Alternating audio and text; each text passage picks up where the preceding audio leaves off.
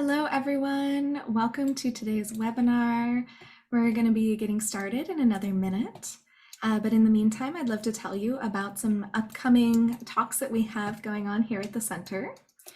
On Tuesday, September 12th, we'll be having a webinar on community engaged research, increasing occupational health equity among historically marginalized populations with Shannon Gilliott-Wright, PhD, and the University of Texas Southwest Center for Occupational and Environmental Health. On Wednesday, September 20th, we'll be having a webinar on workplace design considerations for the aging workforce and for all with Katia Costa-Black, PhD, PT, and the New York, New Jersey Education and Research Center. And on Wednesday, September 27th, we're going to be having a webinar on unequal rights, the patchwork of state and local labor protections in the United States with Kristen Harknett, PhD, and the California Labor Lab. It is my pleasure to introduce our webinar for today, Protecting Global Supply Chain Workers in a Post-COVID-19 World, brought to you by Garrett Brown, MPH, CIH, and the Northern California Center for Occupational and Environmental Health. A few housekeeping items before we get started. You are going to be muted during this presentation. If you'd like to ask a question, you can enter it into the Q&A box, and we'll save time at the end of the presentation to address as many questions as possible. This presentation is being recorded and will be made available on the Center for Occupational and Environmental Health YouTube page within the next 5 business days. And all participants who logged in with their registration email for the full live presentation today will receive an email tomorrow with a link to the evaluation form that will qualify participants for a certificate of completion worth 1 continuing education contact hour. Once the evaluation is completed, you will be able to access and print your certificate. And without further ado, it's my pleasure to introduce our speaker today, Garrett Brown, MPH, CIH. Garrett worked as a field compliance officer for Cal OSHA for over 20 years and spent his last 3 years at Cal OSHA as the special assistant to the chief of Cal OSHA at headquarters. Since 1993, he has been the volunteer coordinator of the Maquiladora Health and Safety Support Network, providing information, training, and technical assistance pro bono to worker and community groups in Mexico, Central America, Indonesia, China, and Bangladesh. I may have also pronounced the name wrong, so please correct me, Garrett, if you'd like to tell folks the group that you're in. And without further ado, I'm going to hand it over to you. Thank you so much. We appreciate you being here and sharing your time and knowledge. Great. Well, thank you very much. Hopefully this comes through. Oh, we just have the Apple window. Yep, perfect. Right. We're all good to go. How's that? Looks great. Thank you. Okay, great. Well, thanks very much to COEH and to Michelle for the opportunity to talk to you today about global occupational safety and health as it relates to supply chain workers and the impact of COVID and what we hope to do following in the post-COVID world, assuming we ever get there. What I'd like to talk about today is put the global economy into context so we understand, the big picture about how we can protect workers in global supply chains, the impact of COVID on supply chains, particularly in apparel or garment, effective alternatives to corporate social responsibility programs, which have been around for about 30 years now. And then finally, what OHS professionals, such as ourselves, can do to help to protect supply chain workers around the world. So in terms of the global economy, as you may know, actually of the top 100 world economies, 69 of those are corporations and not countries. And the top 200 world economies, it's even more pronounced, 153 corporations and only 47 countries. And the top 10 global corporations have more than $3 trillion in revenue, which is more than the combined budgets of 180 countries around the world. So you see, these transnational corporations have just tremendous economic power. Supply chains handle about 80% of the world's economy, and the 500 largest transnational corporations, as you see here, control a very large portion of the economy altogether in terms of world trade, manufacturing, exports, trade in commodities, and then also technical and management services. There's been, over the last 30 years, really since the end of the 1990s, a profound shift in manufacturing around the world, from relatively well-regulated, high-wage, often unionized plants in the developed world to what are very low-wage, basically unregulated, non-union plants in the developing world. And all of these factories and production units are in competition with one another to provide the maximum competitive advantage by offering the lowest production costs possible for the global brands. And the brands themselves end up roaming the world looking for the lowest production costs and the most compliant governments. So if you take an example of Nike, which is a well-known part of the global economy and global supply chains, there are more than 700 factories producing goods for Nike in 42 countries and about 1 million workers producing these branded goods. But none of those workers actually work directly for Nike. They work for the suppliers. So in the case of footwear factories, there are 150 factories in 14 countries, and Vietnam is now the leading source of Nike shoes around the world, followed by China and Indonesia. Apparel factories, there are 450 factories just for Nike, of course, in 41 countries. Many of those factories have more than one brand working in them. So it means that the influence or the ability of a given brand to influence the behavior of the supplier is reduced if there's multiple clients there. Other global companies that you may be familiar with is the Gap, based here in San Francisco. It's got 2,000 factories worldwide. Disney, 6,000 licensees with 40,000 factories around the world. And of course, the 600-pound gorilla is Walmart, with 20,000 factories in China alone and more than 100,000 factories worldwide. And again, all of these factories are outsourced production by the brands, and all of the employees in those factories don't work directly for the brands, but rather for the suppliers.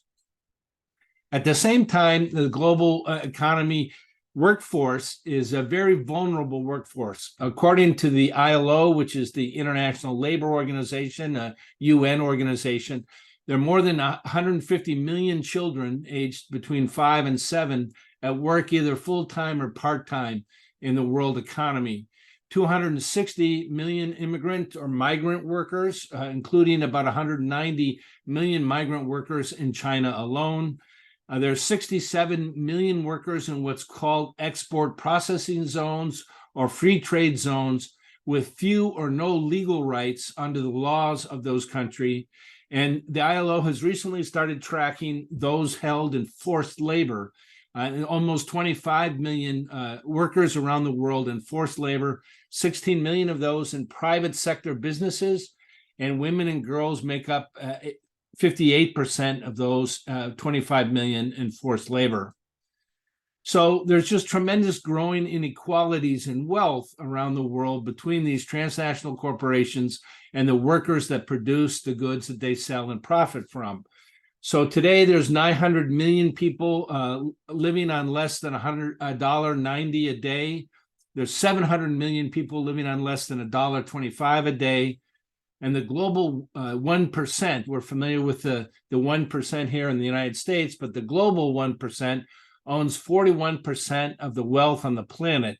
The top 10% owns 86% of that wealth, and the bottom half of humanity owns just 10% of the wealth created by their work, their labor, and by nature around the world. So these inequalities in economic power also translate to inequalities in political power. As I mentioned earlier, the corporate revenues and profits are greater than most national budgets of the 190-odd countries around the world. In addition, corporations have tremendous influence from their own skills in public relations and marketing.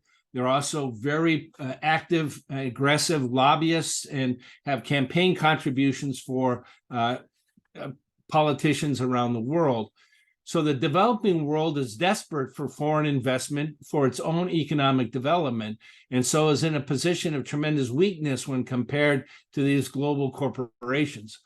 Moreover, the developing world governments lack the resources, the be it human, financial, or technical, that would allow them for an independent course of action. They're totally dependent on the economic development and also the skills and technologies brought by the transnational corporations. So supply chains, whether we're looking at them in the garment industry or electronics or in toys or in sports equipment or any of the other consumer products that we find on the shelves of Walmart or Kmart or Amazon being sold online, those are produced in supply chains that have some very serious problems that have been well documented for more than 30 years now. Those include very long hours of work, very low paid and entrenched poverty because the pay is so low, pay that's delayed or underpaid, or in some cases never paid. People are never paid for the work that they do. They're unsafe and unhealthy working conditions. Physical abuse and sexual harassment is a hallmark of particular industries, particularly the garment industry, which involves about 60 million, mostly women workers around the world. There's continuing child labor, not only in agriculture and in mining, but also in some cases in manufacturing. And then in this new category that the ILO is following, there's tremendous forced labor and human trafficking, including sex workers, most of whom are women and girls. So how do we know that these conditions continue to exist? There's really 5 sources for them, which of course you can track down yourselves. The first is news media reports. Most of the mainstream media report on adverse working conditions and global supply chains. In December, oftentimes they're reporting on children in China, which produces 80% of the world's toys. Children in China producing toys, Christmas toys for children in other parts of the world. Secondly, there are a lot of factory reports. I mean, dozens come out every year from non-governmental organizations, NGOs, which oftentimes are working with local partners, including worker and human rights organizations, to gather information about the working conditions in the factories. Third source is from what's now called multi-stakeholder initiatives, MSIs, which are initiatives taken by the global brands, sometimes with NGOs, sometimes with government agencies. And these MSIs, multi-stakeholder initiatives, put out reports every year as well. And interestingly, many of the reports document how bad the working conditions are, even in the factories of the people that are part of the initiative. There's fourthly, a growing academic research. CSR has been around for 30 years now. So a lot of B school professors are doing studies to say, has corporate social responsibility actually improved anything in working conditions in the factory, on the factory floor, and who has benefited from it, who has not benefited from it. There's also a number of new investor benchmarking initiatives I'll talk about a little later, which are basically private sector initiatives, oftentimes from the same industries, that give a rating for the various companies and corporations that are involved in the global supply chains. And then lastly, there are CSR reports or reports from the CSR departments from the transnational corporations themselves, which oftentimes are very revealing. Nike, because it was always been the poster child for sweatshop working conditions in many of its factories, actually confirmed these with its own reporting for the first 10 or 15 years of its CSR reports. They're somewhat more discreet at this point. The impact of the COVID pandemic since 2020 has really kicked the bottom out of working conditions around the world, but particularly in the global apparel market. Because what the big brands did, and these are brands based in the United States and in Europe, is that they, in a very short period of time, canceled orders, including completed orders that had already been completed by suppliers and orders that were in process. And there were at least $40 billion worth of orders which were canceled outright by the big clothing brands. And this did not involve any reimbursement to the suppliers who'd already bought the materials or buttons or zippers that were to go into those.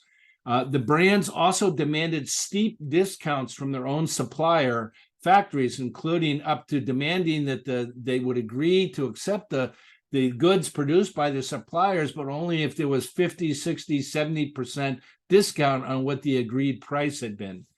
Payments were also held for more than 90 days, which meant that the supplier factories for 3 months had no money from the brands in which to pay their own workers or to repay their suppliers and vendors. And the brands also suspended the CSR social monitoring programs, which were supposedly designed to ensure that working conditions were legal, safe, and healthy. And they also suspended most of the worker participation programs during COVID as well. So the effect of this really irresponsible behavior on the part of global apparel brands had a domino effect going down the supply chain. Supplier factories became desperate for orders at any price. They cut back on back wages and legally required severance payments to workers because they had no money. They were not given any money by the brands. And the work regimes within the factories over the last 3 years have really intensified, including increased production targets, wage cuts, increased physical, verbal, and sexual harassment and violence against workers to ensure that the orders get out the door. And then the problems generated by the lack of social distancing, the lack of personal protective equipment for COVID for workers who were working on top of one another. The impact on garment workers was also very profound.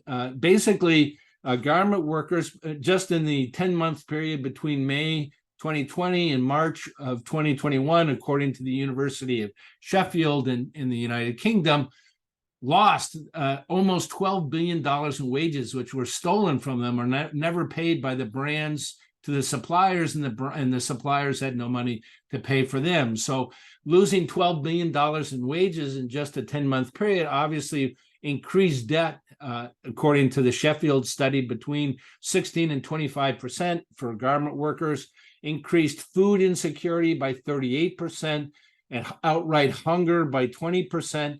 And it also meant a decline in remittances by garment workers in urban centers to their families in rural areas, a decline of 32%, which resulted in more poverty in the rural areas as well.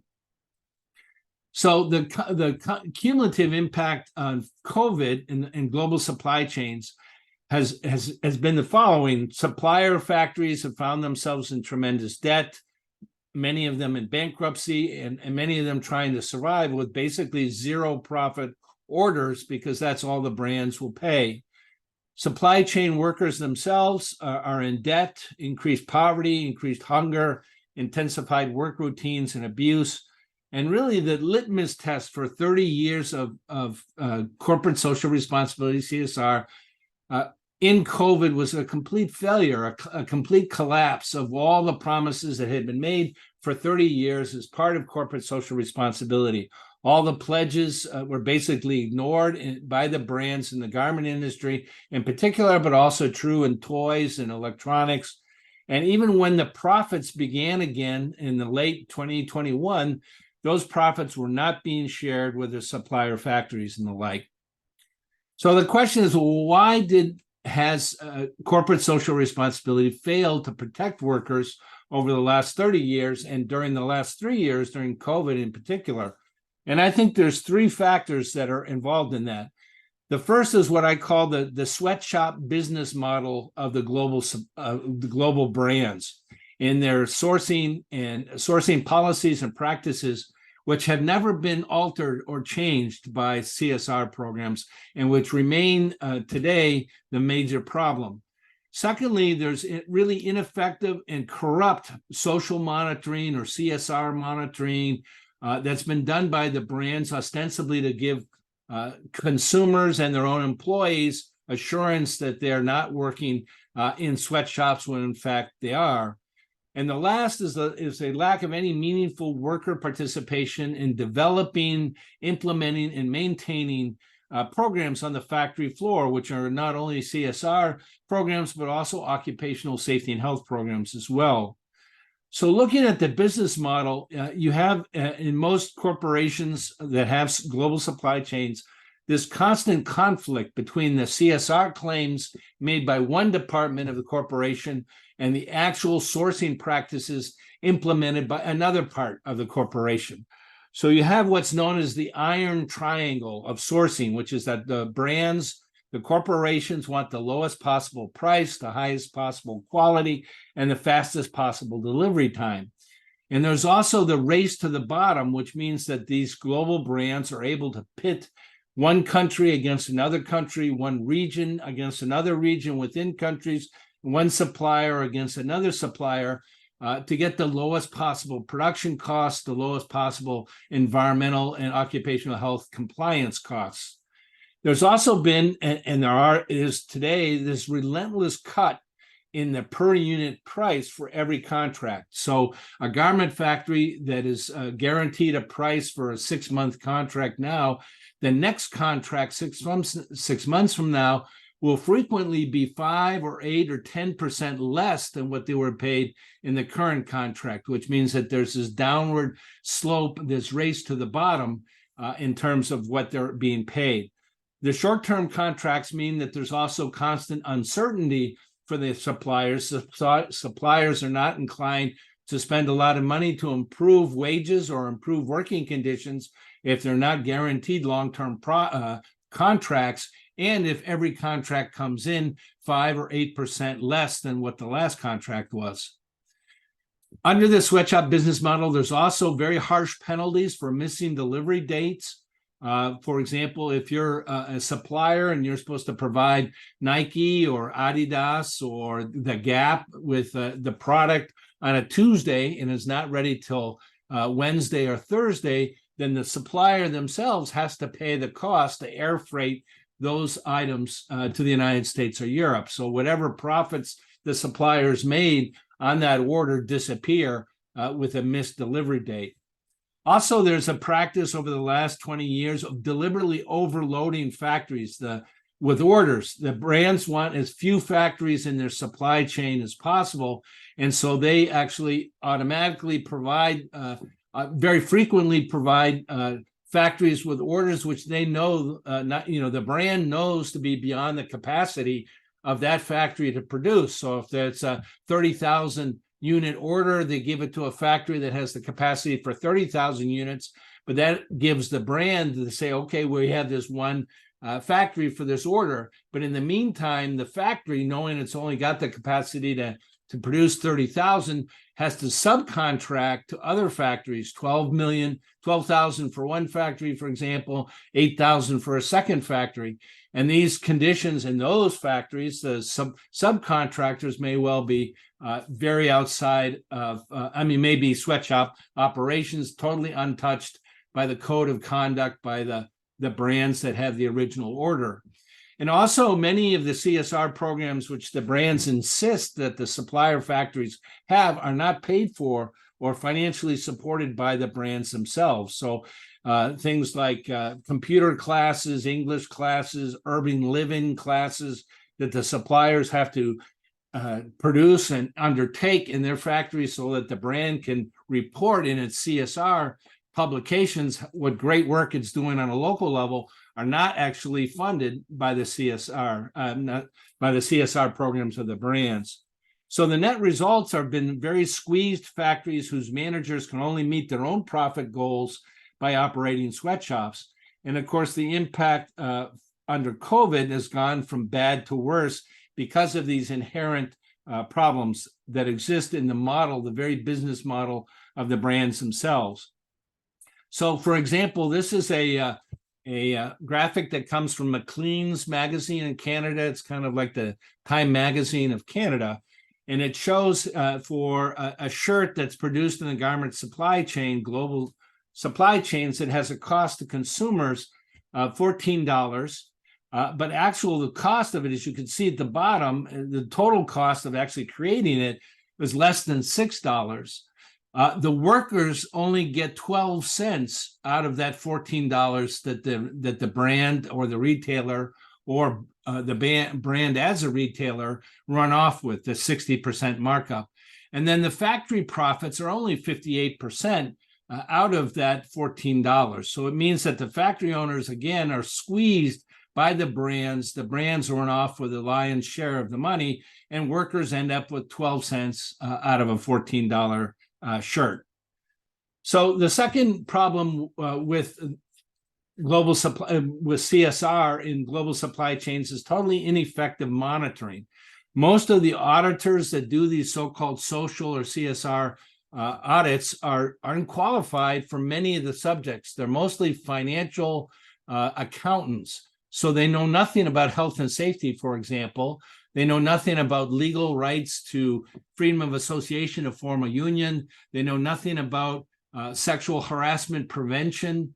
These are financial accountants. They're the ones that are doing the audits. So in addition to being unqualified in many of the audit themes, many of these, or some of these, are corrupt. They simply take money from the factory, which needs a positive audit in order to continue to have orders from the brands. So the inspections are oftentimes what are called drive-by, very shallow inspections, or tick-the-box inspections on a checklist. Again, designed to generate positive audit reports so that the supplier factory and the brand can say that they've done an audit and everything looks peachy.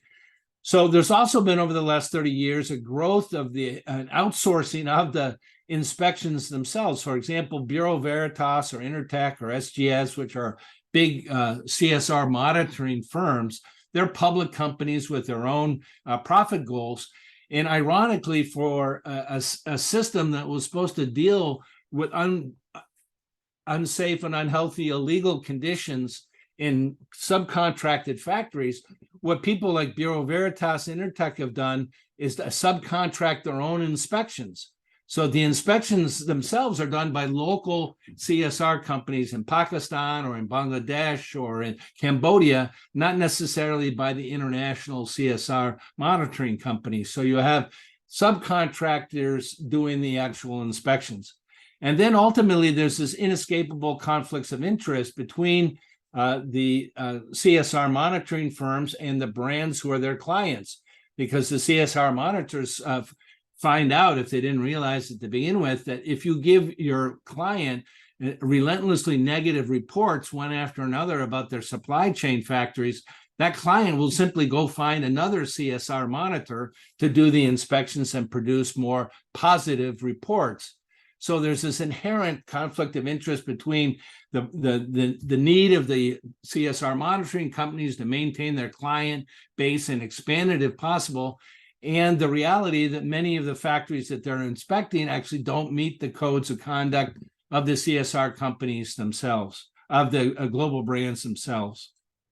And then lastly, the third problem is, with the CSR is that there's, despite the current CSR buzzword of worker empowerment, which really doesn't exist in most of these factories, this has to give way to genuine, meaningful participation by workers, the same way we know that any health and safety program in a factory anywhere in the world, including the United States, cannot be fully effective unless there's genuine, meaningful participation by workers in the health and safety program. But in order to have, worker participation in global supply chains, you have to deal with what's really bitter hostility on the part of the brands and the suppliers to trade unions, who will do just about anything to keep unions out of their factories and keep workers from collectively bargaining for contracts and working conditions. There's also been widespread retaliation by supplier factories against workers that have tried to organize to improve their working conditions.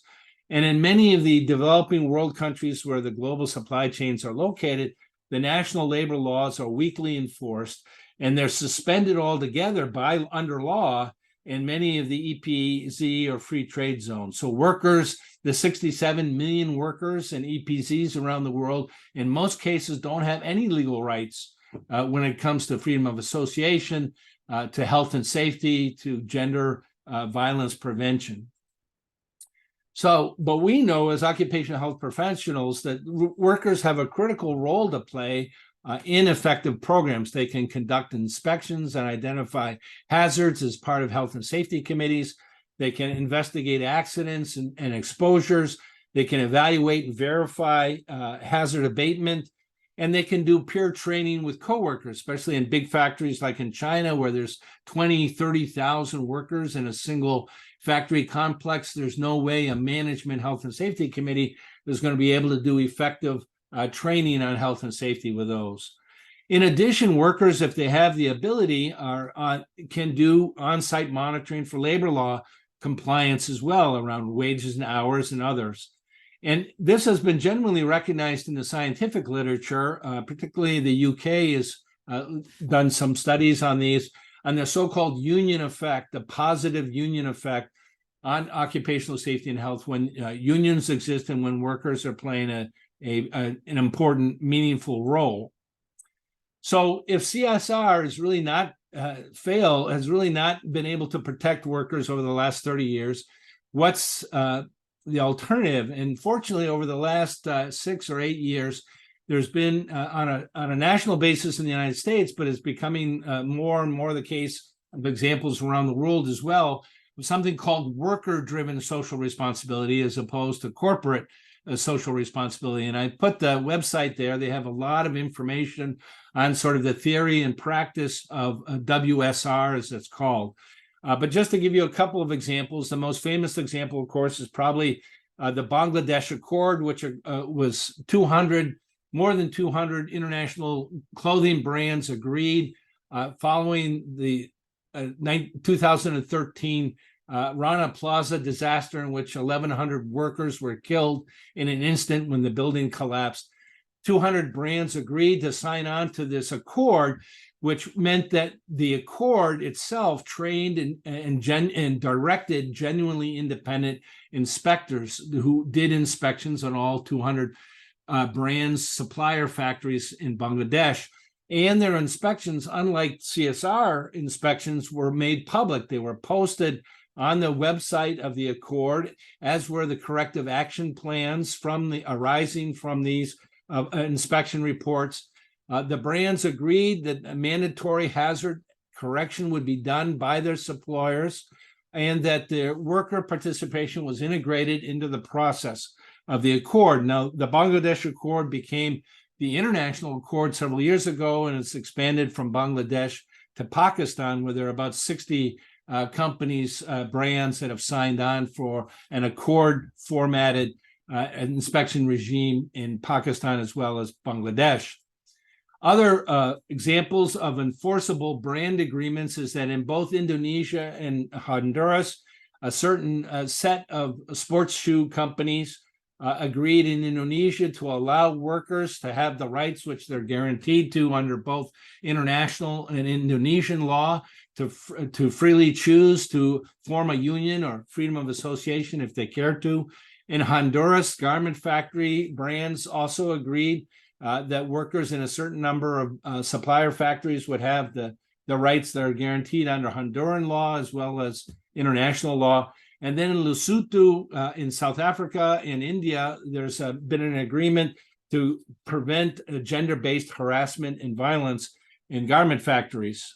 These three all are enforceable in the sense that if the workers or their representatives, which could be women's organizations or unions, believe the supplier factories are not fulfilling their end of the bargain, they can be taken to the Permanent Court of Arbitration in the Netherlands and sued, as several companies were during the Bangladesh Accord.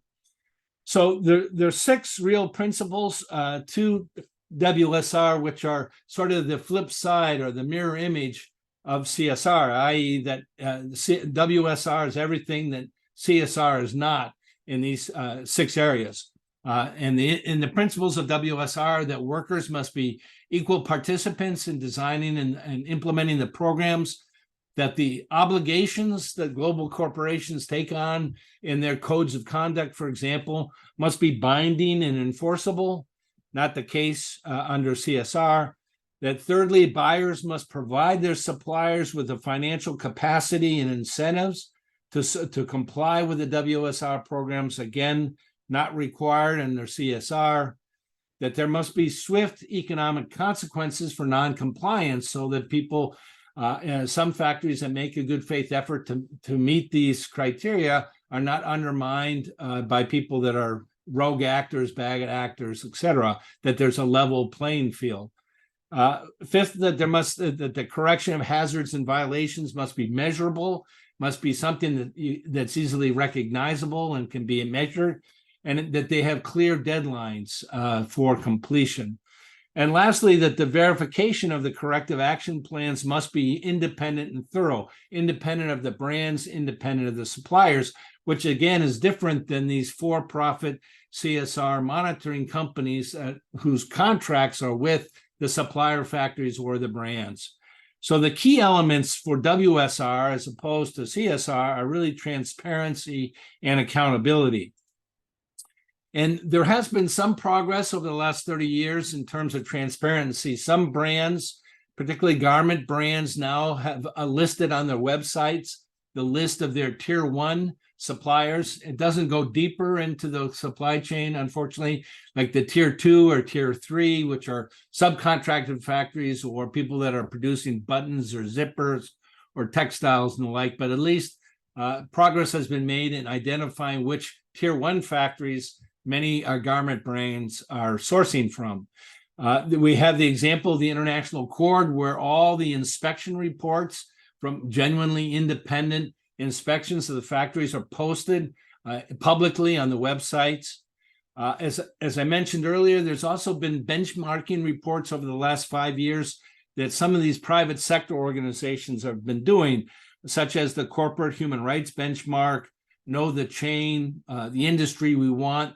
These are all private sector organizations that have done their own ratings of electronics, agriculture, apparel, mining, and unfortunately have found that in almost all cases, only a small handful of these global transnational corporations are meeting or their own codes of conduct or meeting the national and international laws which cover their operations. If people are interested in following CSR and WSR as theories of how to improve and protect workers, there is in London the Business and Human Rights Resource Center, which I highly recommend. You can look for their website and sign up. They put out a weekly updates of different reports that are issued by NGOs, by the MSIs, by the news media on working conditions. And then they also go the next step, which is to request comments or responses from the brands about these reports, where at least if there has been progress in correcting some of the hazards, the brands can report on that. So this center in London is really worth signing up for their newsletter. In terms of accountability, there have been, as I mentioned, the Accord and some other band agreements where parties can take the brands to the Permanent Court of Arbitration in The Hague in the Netherlands, as happened during the Bangladesh Accord. There have been some public campaigns to hold the brands accountable, particularly in the garment industry, where at least it doesn't hit the $12 billion that the workers lost or had stolen from them in just 10 months, the first 10 months of the pandemic, but at least there are some money that's been gotten in Haiti, Thailand, and India over the last 12 months. And there's also been some recent laws in the EU, anti-greenwashing. Greenwashing is the term used to call for basically lying about if you're a corporation, you lie about the performance of your organization in the area of environmental protection, or it's been extended to social and occupational health protections as well. So there's now a law in the EU which actually means that corporations can be taken to court for false and exaggerated environmental claims, as investigated by the agencies of the government and also as investigated by news media. So there's also been some developments in the last period of time on regulations related to what's called human rights due diligence. There's a draft law under discussion in the EU right at this very moment, but laws have already been approved and are implemented in these areas in the UK, France, Germany, Canada, and Norway, among many others.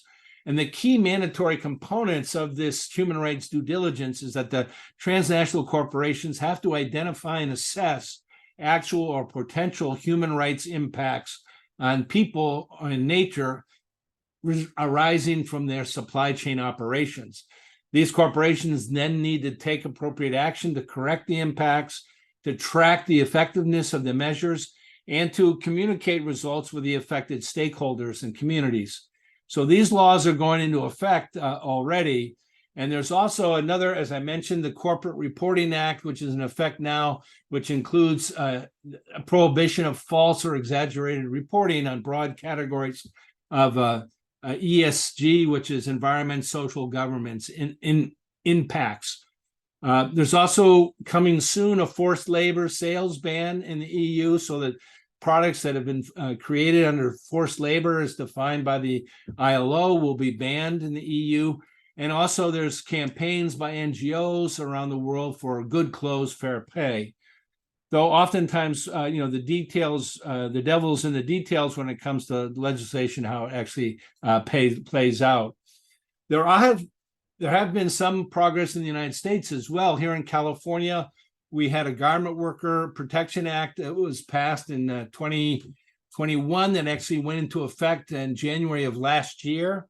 And there was a similar measure in New York City, which failed in 21, and I think it failed again last year, but it's still alive for consideration.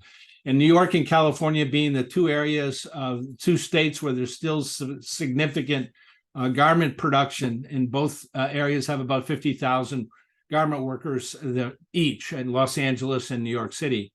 The key aspects of the California bill was that it set minimum wages and working conditions, and it prohibits piecework that is being paid by the number of sleeves that you create or the number of cuffs you put on a sleeve. That's now prohibited in California, so as to make sure that everybody meets at least the minimum wage. Also, brands and retailers are held responsible in California for the working conditions in their supplier factories.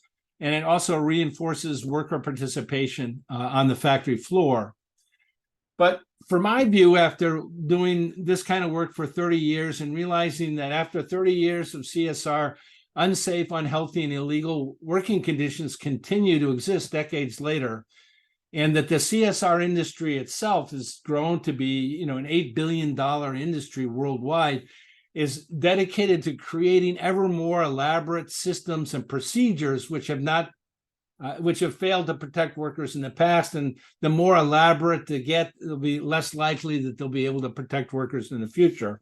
And the critical element, as I mentioned about these CSR monitors, is that who exactly is collecting information? Is that information accurate and complete when it comes to working conditions on the factory floor?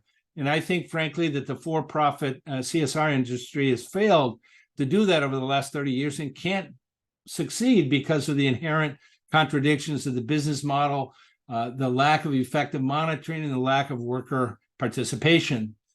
So I think it's been known for a long time, as Doug Kahn 20 years ago was quoted by the Financial Times in London. He was the CSR director for Reebok, the shoe company, who was quoted by the Financial Times as saying, "We have inspections of factories, both announced and unannounced, but we just don't have the assurance that things will be the same the next day.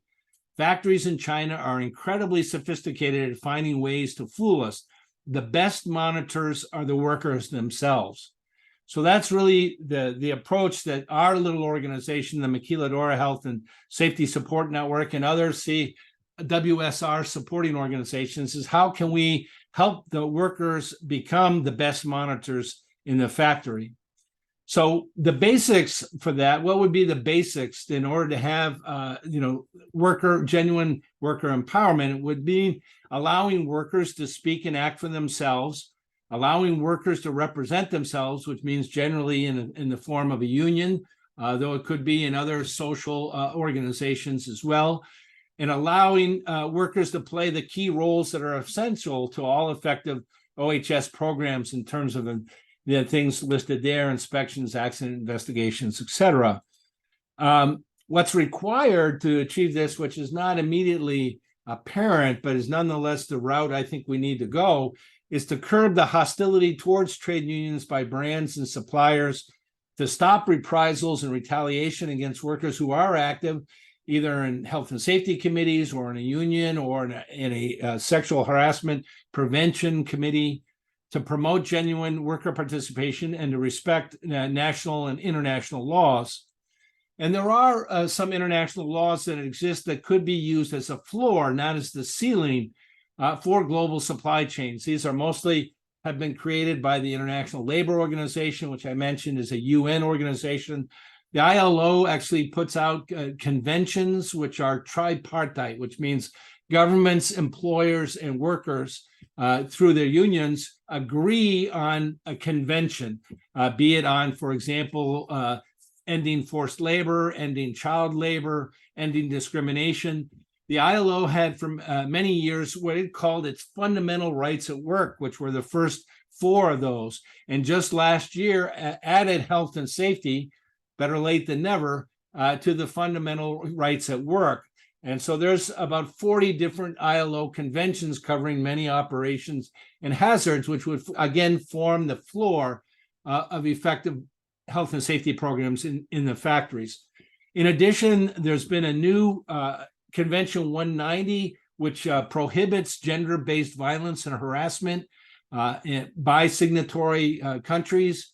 And there's also numerous United Nations and the Organization for Cooperation and Economic Development guidelines. So all of these things exist as a floor, which could be used for international global supply chains.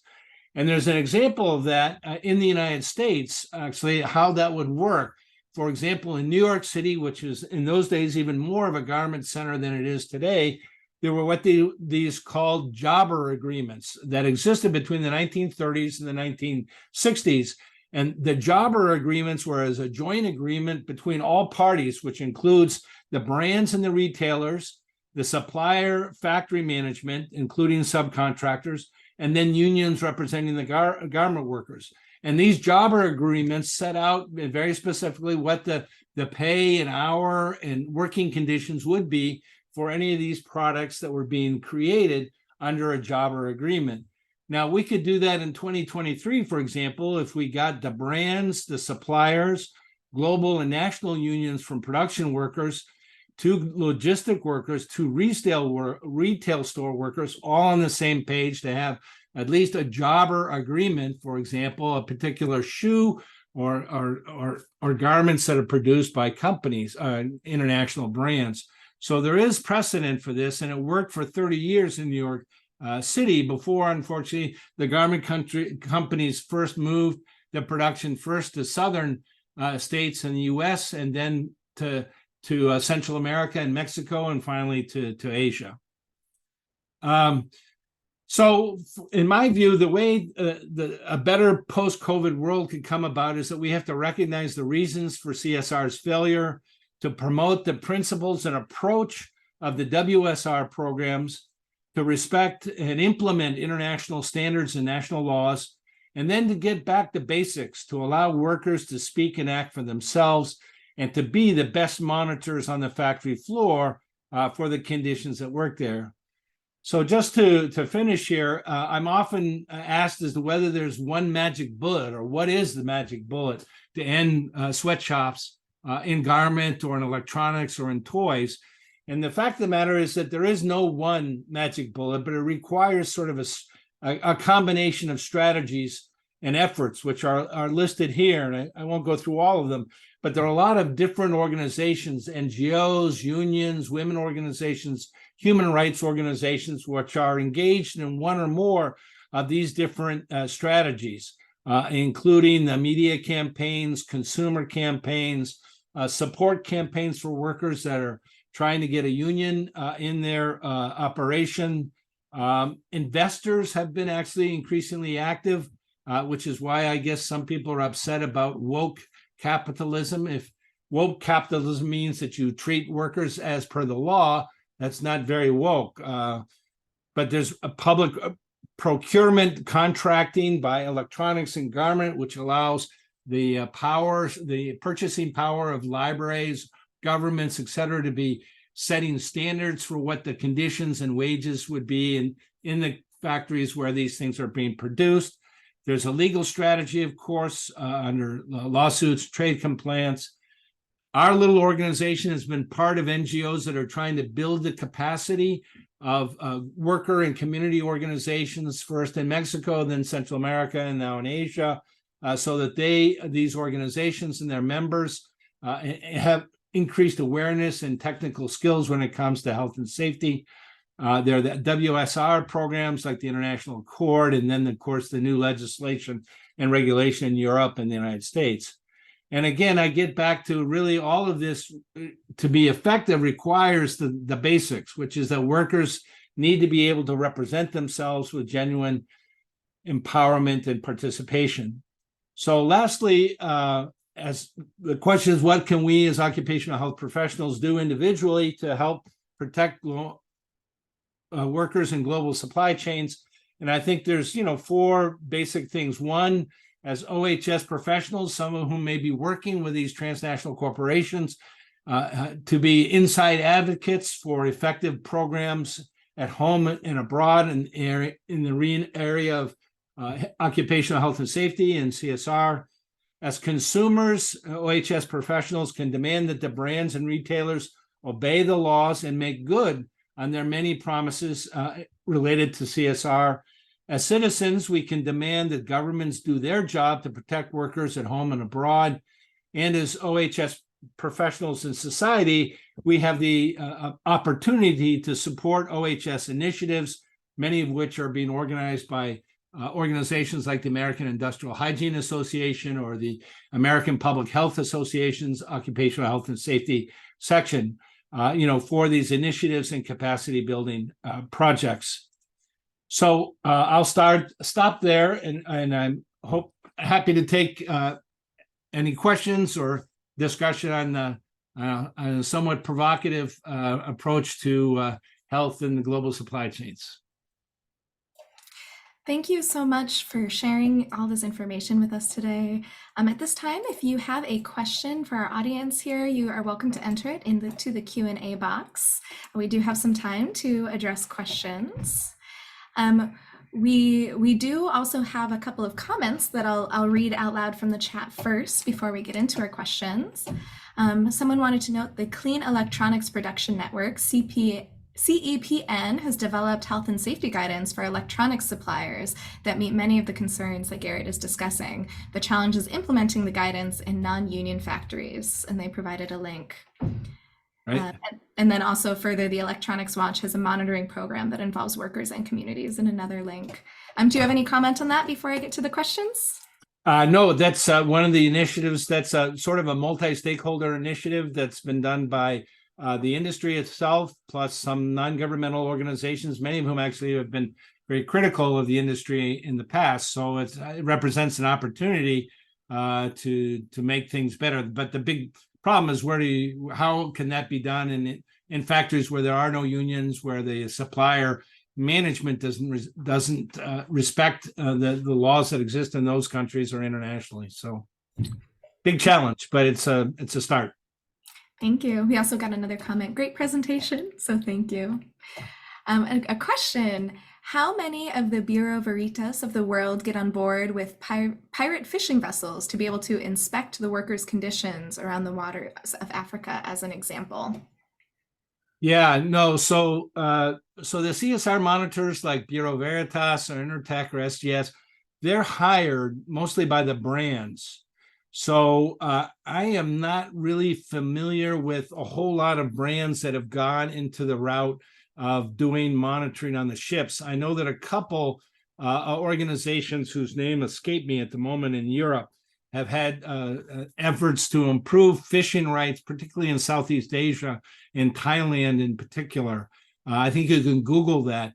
But factories are easier to deal with because, of course, they're fixed facilities and you know where they are. Ships are out in the sea and you don't know where they are, and people are really trapped in their workplace for the entire time of their journey. So it's a very problematic area, and conditions in many of these factory fishing operations are terrible. Thank you for sharing. And we have another question.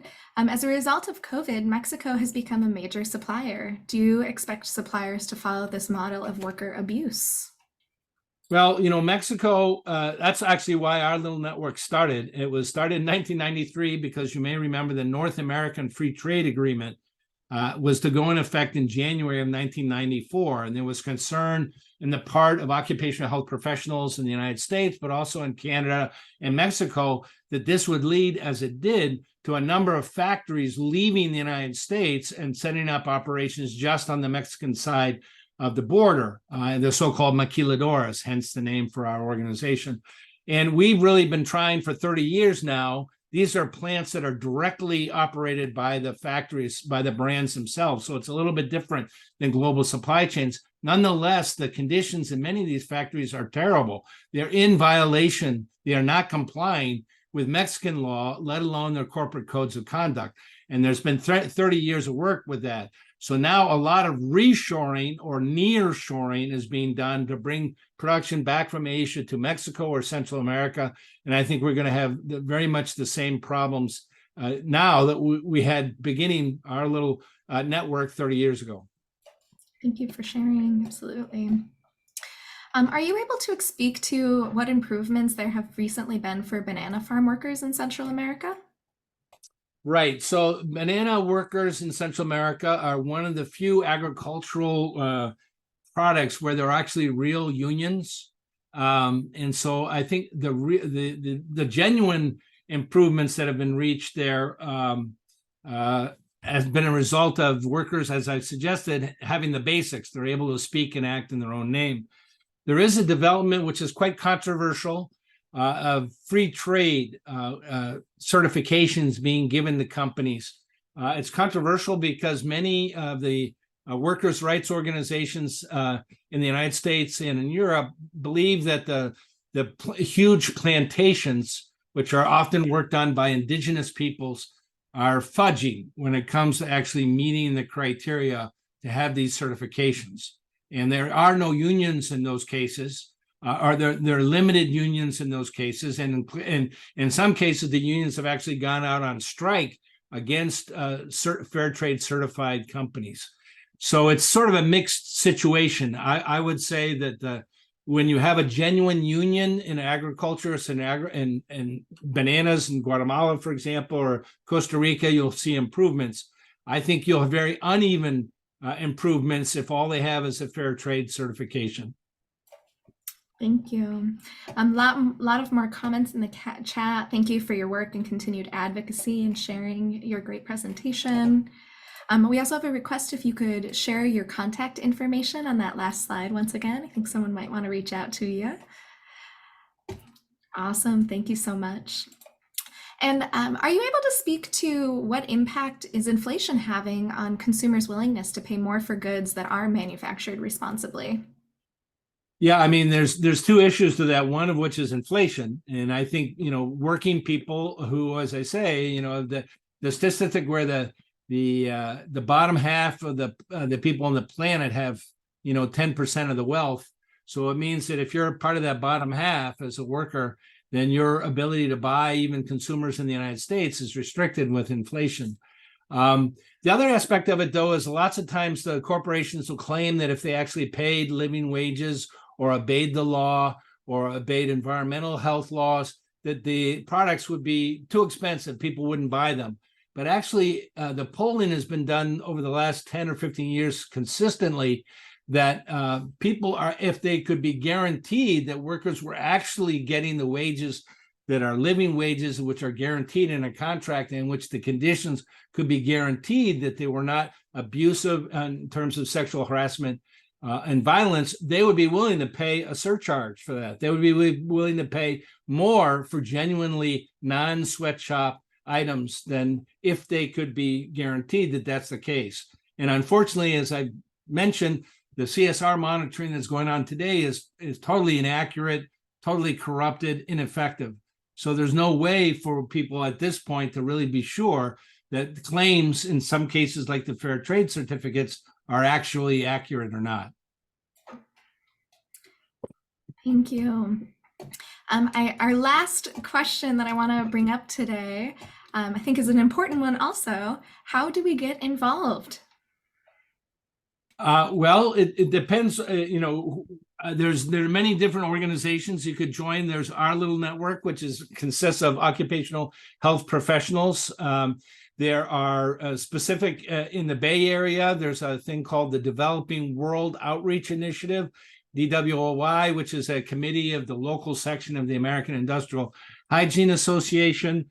There's the Occupational Health section of the American Public Health Association.